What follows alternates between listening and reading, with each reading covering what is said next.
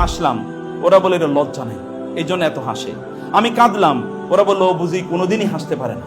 আমি খুবই উচ্ছলতা প্রকাশ করলাম, তারা বলল দেখো লোক দেখানোর জন্য কত কিছু করছে। আমি একটু মন খারাপ করে বসে থাকলাম, তখন তারা বলল ওর আসলের অবস্থাটা এখন প্রকাশিত হয়ে গেছে, ও আসলে এরকম গোমরামুখী। আমি একটু ধৈর্য ধারণ করলাম, তখন এরা বলল লোকটা খুবই ভীরু কাপুরুষ, এই জন্য তার সাহসিকতা নাই। যদি তার সাহসিকতা থাকতো, শক্তি থাকতো, তাহলে সে রিয়েকশন করতো, কিছু কথা বলতো।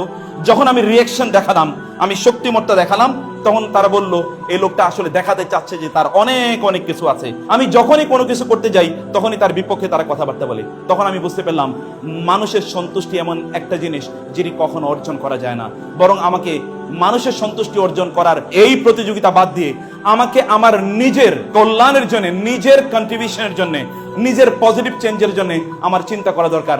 মানুষ কি বলছে না বলছে এদিকে আমার তাকানোর প্রয়োজন নেই।